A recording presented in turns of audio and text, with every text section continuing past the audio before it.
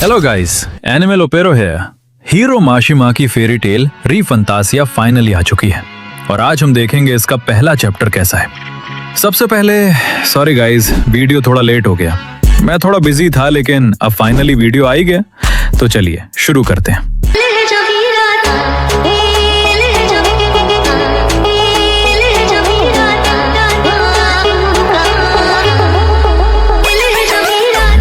Chapter शुरू होता है लूसी के बात सीन से, जो अभी नहाकर ही निकली है। नात्सु कमेंट करता है कि लूसी हमेशा बात लेती रहती है और हैप्पी बोलता है कि उसके घर से फिश जैसी स्मेल आती है। लूसी तुरंत रिप्लाई करती है, क्योंकि तुम मेरे घर में फिश खाते हो। और एज यूजुअल नात्सु और हैप्पी लूसी के घर में बिना परमिशन के घुस आते हैं। एक इंटरेस्टिंग बात यह है कि नरेशन अभी भी लूसी ही कर रही है। मुझे लगा था यह सीरीज लक्सस के पर्सपेक्टिव से होगी, लेकिन मुझे इससे कोई दिक्कत नहीं है। फेरी टेल हमेशा से इसी तरह लिखी गई है। नत्सु और हैप्पी के आने का असली रीजन था लूसी को एक नई कंपटीशन में इनवाइट करना। मैग्नोलिया हार्वेस्ट फेस्टिवल वापस आ गया है और उसके साथ मिस फेरी टेल कॉम्पिटिशन भी।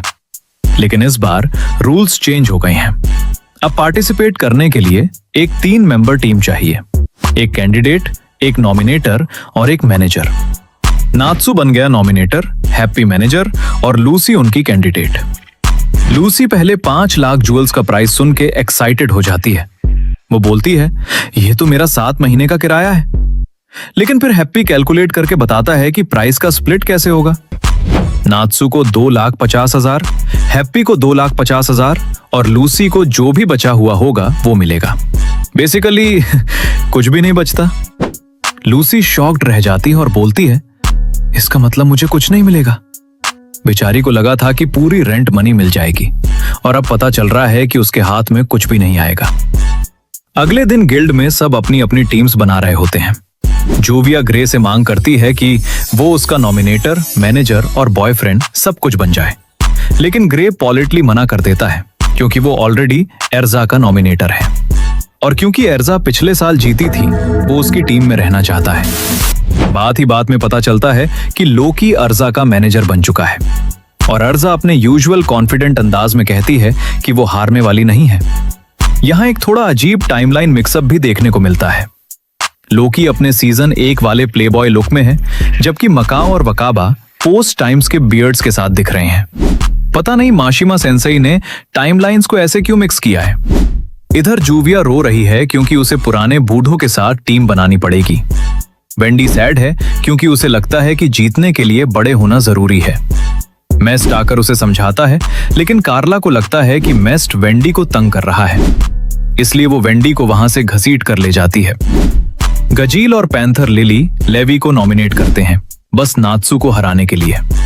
काना, मिराजाने, एल्फमैन और लिसाना भी अपनी अपनी टीम्स बना रहे होते हैं। गिल्ड के कॉर्नर में मास्टर मैक्रोग शांति से बैठे कुछ सोच रहे होते हैं और फिर हमें एक फ्लैशबैक दिखाया जाता है। पिछली बार जब फंतासिया फेस्टिवल हुआ था, तब लक्सस ने खुद अपनी गिल्ड के अगेंस्ट बगावत कर दी थी, अपनी पावर के घमंड में। गिल्ड के अंदर ही एक बड़ा इंटरनल फाइट हुआ था और आखिर में लक्सस को फेरी टेल से निकाल दिया गया था। फ्लैशबैक के बाद हम प्रेजेंट में वापस आते हैं। लक्सस अकेले खट टाउन को दूर से देख रहा होता है। वो सोचता है कि साल का ये टाइम हमेशा उसे उसकी पुरानी गलती की याद दिलाता है। ये मोमेंट मुझे पर्सनली काफी अच्छा लगा, क्योंकि लक्सस को सिंपली ये नहीं दिखाया गया कि उसने गलती की और सबने उसे माफ कर दिया। वो अभी भी अपनी गलती को लेकर दुखी है। वो जेन्युइनली उस गिल्ट के साथ जी रहा है। थोड़ी देर बाद उसकी पुरानी टीम फ्रीड, एवरग्रीन और बिक्सलो उसे ढूंढ लेती है।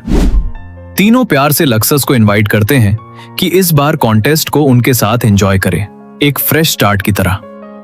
तभी नात्सु पता नहीं कहां से आकर लक्सस पर अटैक कर देता है। लक्सस इजीली नात्सु का अटैक रोक देता है और कंफ्यूज होकर पूछता है, क्या हो रहा है? नात्सु बस इतना कहता है, लड़ मुझसे। लक्सस एक सिंपल चॉप से नात्सु को गिरा देता है, लेकिन मुझे लगता है नात्सु अपने ही तरीके से लक्सस को कह रहा था, तू अभी भी हमारी फैमिली का हिस्सा है। फेरी टेल में फाइटिंग हमेशा सिर्फ वायलेंस नहीं होती, कभी कभी ये केयर दिखाने का एक तरीका भी होता है। नात्सु बोलता है, जैसे लड़कियों का ब्यूटी कॉन्टेस्ट हो रहा है, क्यों ना हम लोग भी वापस आपस में फाइट करें जैसे लास्ट टाइम की थी। सब लोग नात्सु को घूरने लगते हैं, जैसे कह रहे हो यार तू क्या बोल रहा है। लैक्सस भी इस पूरी कॉन्वर्सेशन से थोड़ा परेशान हो जाता है और सिंपली वहां से वॉक अवे करने लगता है। लेकिन तभी नात्सु उसके पीछे से चिल्लाता है, तुम फैंटासिया परेड में जरूर ज्वाइन करना है, हार्वेस्ट फेस्टिवल के एंड में हम सब ये करने वाले हैं। और यहाँ नात्सु एक्चुअली फेरी टेल का साइन बनाने की बात कर रहा होता है, जिसमें बेसिकली सभी फेरी टेल मेंबर्स साथ में पार्टिसिपेट करने वाले हैं। फिर हमें मैग्नोलिया टाउन का एक खूबसूरत और पीसफुल सीन मिलता है। फेस्टिवल के लिए पूरा टाउन नाइसली सेटअप हो रहा होता है, हर तरफ सेलिब्रेशन का एटमॉस्फेयर है। लेकिन तभी एक नया बंदा टाउन में एंटर करता है। वो मैग्नोलिया को देखकर कहता है कि टाउन कितना सुंदर है। लेकिन फिर उसकी नजर एक होमलेस आदमी पर पड़ती है। वो बस अपना हाथ हिलाता है और उस आदमी को लिटरली इरेज कर देता है। फिर वो फेरी टेल को सीधी वार्निंग देता है कि जो भी बेकार है उसे खत्म होना चाहिए और उनका टाइम भी बहुत जल्द आने वाला है। और यहीं चैप्टर एक परफेक्ट क्लिफहैंगर पर एंड होता है।